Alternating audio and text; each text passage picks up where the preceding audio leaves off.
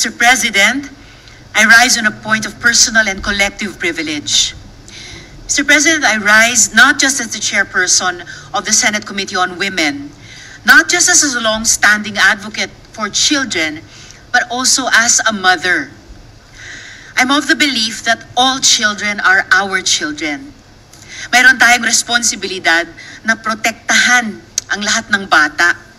At kung may kahit isang bata na nasa panganib o inaabuso, tungkulin natin na sila ay saklolohan. Dear colleagues, a community of children in Socorro, Surigao del Norte is crying for help. These children are our children. Ang pinag-uusapan nating mga bata ay higit sa 1,000 kabataan na nasa kamay ng isang mapanlinlang, malupit at mapang-abusong kulto. Mr. President, nakakahindik po ang ibabahagi ko sa inyo ngayong araw. And it is a matter of grave urgency that I am afraid could not be postponed. This is a harrowing story of rape, sexual violence, child abuse, forced marriage, perpetrated on minors by a cult in the municipality of Socorro, Surigao del Norte. Napakaganda po ng munisipyo ng Socorro. Kilala para sa Sohoton Cave at lagoons. At katabi lang din ng sikat na isla ng Siargao. Pero sa likod ng likas na ganda ng munisipyong ito ay may kakilakilabot na sekreto. Matagal na ang People's Organization na ang pangalan ay Socorro Bayanihan Services. Kilala ito dati sa pagiging civic organization na nagsusulong ng bayanihan sa munisipyo ng Socorro. Ngunit, noong 2017, nag-iba ang hugis at anyo ng organisasyong ito. Ayon sa mga taga-Socorro, kasama ang mismong mayor ng munisipalidad, nagsimula ang kulto noong may isang 17 na taong gulang na bata na ginroom para maging susunod na di umanong tagapagligtas. Kinumbinse ng leader ng organisasyon na itong si J. Renz Kilario na ang gawing leader ng Socorro Bayanihan Services dahil nga siya ang susunod na Mesiyas. Siya daw ang bagong Jesus. Siya daw ang magliligtas sa kanila. Siya ay binigyan ng script, tinuruan paano tumindig at magsalita na may tikas ng isang Mamerto Galanida na 3-term mayor ng Socorro at 3-term na bukal. Pagkatapos ay idineklara ni J. Renz sa komunidad na siya daw ang reincarnation ni Senyor Santo Niño. Ito ang kabanganakan ni Senyor Aguila. Noong Pebrero 2019, niyanig ang Surigao del Norte ng isang lindol. Nakakita ng oportunidad si Senyor at ang kanyang mga handlers. Sinabihan niya ang mga tao na sumama sa kanya sa bundok na ang tawag ay Kapihan dahil iyon daw ang langit. At ang hindi sumama sa kanya ay masusunog sa impyerno. As a result of these statements, there was a mass exodus to the mountain by the thousands of members of the organization, now having all the indicators of a religious cult. At hindi lang po ito mga ordinaryong tao na di nakapag-aral. The LGU recorded mass resignations of DepEd teachers and government employees. More than 100 elementary and secondary teachers from Socorro East and West districts who who were SBI members went on a wall. 13 regular employees and 41 job order workers from the municipal local government unit of Socorro have resigned. Enrollments at the Socorro East and West districts had an alarming decrease of 847 learners who are members of the Socorro Bayanihan Services Inc., both in the elementary and secondary levels. Ayon sa isang nakapanayam ng aking staff na dating elementary school teacher, sabi daw ni Senyor Aguila, wala daw government employee ang pupunta sa langit. Kung may mga utang daw kami, huwag daw kami mag-alala dahil buburahin daw ni Senyor Aguila ang aming mga utang. Hawak ko po, Mr. President, ang salaysay nitong dating DepEd teacher na ito. The mountain allowed the cult to continue its activities without scrutiny. And this is where the harrowing tales of child abuse come in. I would like you to listen to this video of one Elias Jane. Ako tuod si tawganakan ko sa ngalan na si Jane, 15 years old, sa ka-minor. Ang ahong ambisyon nga unta na may mahitabo sa ahong kaugmaon nga mahuman ko sa pag-eskwela, makatabang ko sa kapobrehon sa mga ginikanan, ug unta na mahimo kong army sa uguya kaming sa kaskapihan nga didto ko giminjo sa akong kabatanon, giminjo ko ni Jeren Skelario nga among gituuhan na siya among Ginoo. Ug amo pong ug ako pud usa ka minor nga gihanjo ni Jeren Skelario nga makig sex nga murag feel na ako nga murag girip ko kay sa ijang ka illegal age na unja ako minor pa na ija kong gihanjo sa akong kabata na unta na ag ahong huna-huna pa na pas pag-eskwela nga dili pa ko maminjo nga makaman pa ko sa eskwela na ako nga dili unta na ko ingon ani ug buya paming sa kaskapihan nga agaho usap ko dahong ginikanan giminjog lain bisag na aragawang tatay ang kasakit para naho nga giminjo si jaglain ang nanay sa usapod ka pamilyado nga unta na sawa paming sa kaskapihan bisag pobre rami malipay ko nga buo mi ang panawagan na unta injuming tabangan nga dili na ko may balik sa akong ginikanan kay gusto ko sa akong tatay kay aron na ako'y kaugmaon ug ang panawagan pod nga ag mga minor nga parinaho na tuas kapihan unta injung tabangan kay aron makahuman sa ilang pag-eskwela ug para na nga na-scam para na nga minor arinaho na unta na dili sila may balik sa ilang ginikanan kay lagi lisod didto ug minjoon ra permi. Ito naman po si Elias Chloe.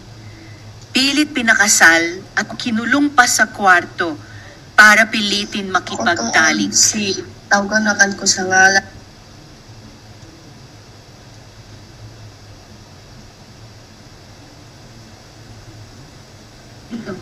Ako tuod si Chloe, 15 years old.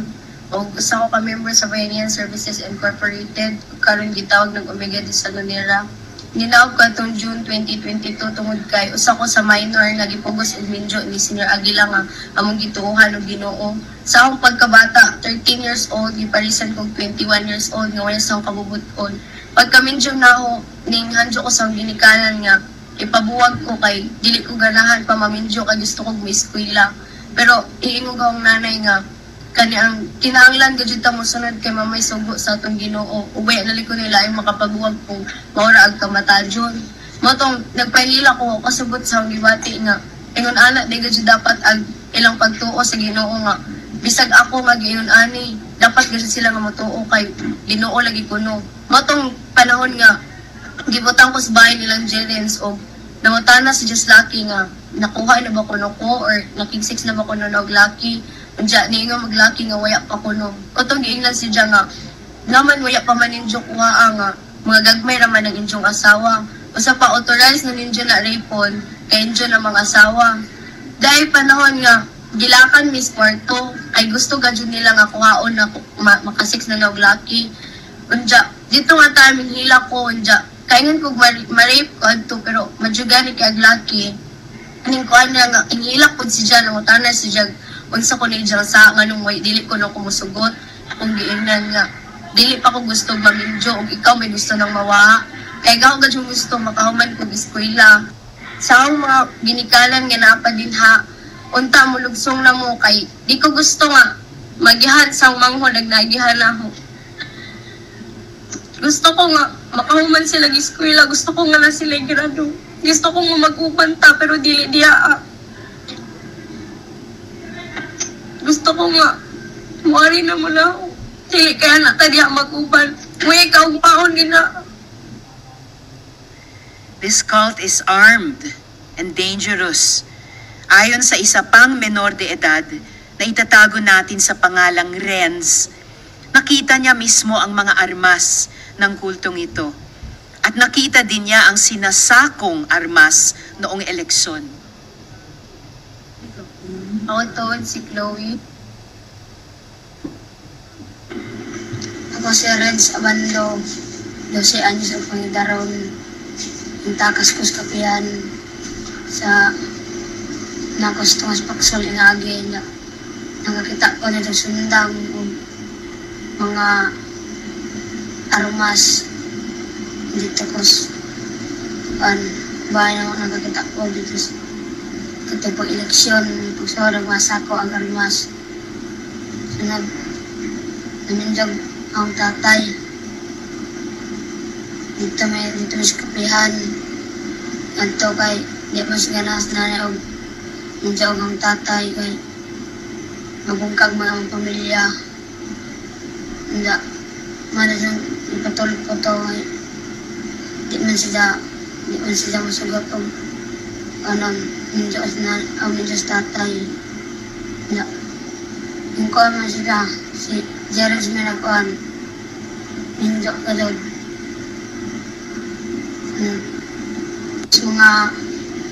Mga amiga na kaya nila makalayas dito sa among giagihan sa una na listen dito.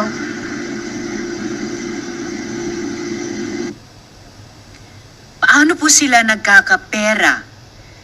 Kinukolekta ng organisasyon ang halos o mahigit na 50% ng mga natatanggap na 4Ps at senior citizen pension ng mga miyembro. Nung panahon ng pandemya at noong hinampas ang Surigao ng Bagyong Odette, naglabas ang gobyerno ng social assistance para sa mga residente. Kinolekta ng organisasyon ang 40% to 60% ng natanggap ng bawat isa ng kanilang kasapi. Ang mga natatanggap na tupad o AIX, ang pera ng taong bayan, napupunta sa isang kulto.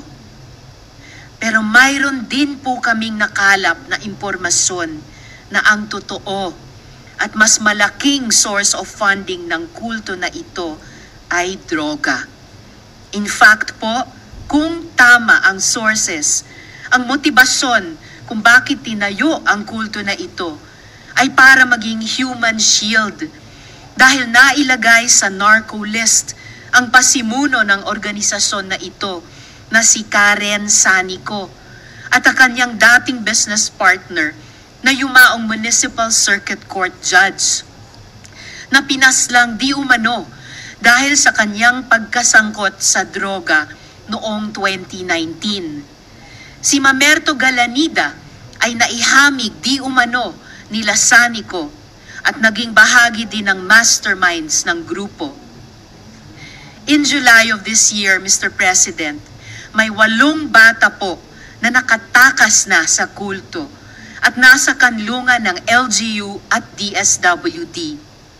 Nagbuo ang Municipal Mayor ng Socorro na si Mayor Riza Timkang ng task force para gumawa ng aksyon laban sa kultong ito. Ngunit makapangyarihan po ang kulto. And this, Mr. President, is the urgency of the issue I am talking about. Gamit ang kanilang pera at impluensya, kinakasangkapan po nila ang mga magulang ng mga batang tumakas na miyembro pa nila at nagsasampa po sila ng habeas corpus ng mga kaso para maibalik ang mga bata sa kulto. Nagtagumpay na sila sa isang bata at itutuloy po nila isa-isa hanggang makuha po nila lahat. Ang mga bata na po mismo ang nagmamakaawa na huwag na silang ibalik sa kulto. Bakit nga naman nilang gugustuhing bumalik sa isang komunidad, sa isang leader na nanloloko, nanggagahasa at nananakit? Mr. President, this cult is not a cult in the shadows of Surigao. Sila po ay nagtatanim ng impluensya nila sa Manila at sa iba pang bahagi ng bansa. Ang kanilang binuong performing group, ang Omega de Salonera, ay nanalo pa sa isang international festival sa Korea. Dahilan kung bakit pinarangalan sila dito sa Pilipinas. Si Senyor Aguila mismo, ang rapist ng mga bata, ang facilitator ng child marriage, ay nakatapak pa sa ating Senado at nagpa-picture pa sa atin na mga senador. Alam ko hindi natin ito alam, mga colleagues, dahil lagi naman may nagpapa-picture sa atin.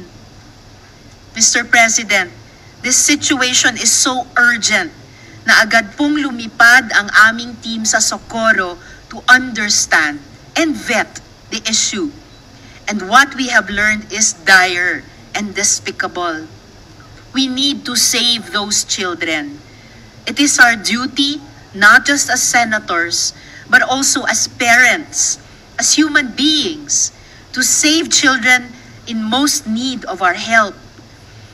We managed to raise the age of sexual consent. We passed the law penalizing child marriage. We strengthened protections against child trafficking. Now, real children are in danger, and time is of the essence. We must not look away.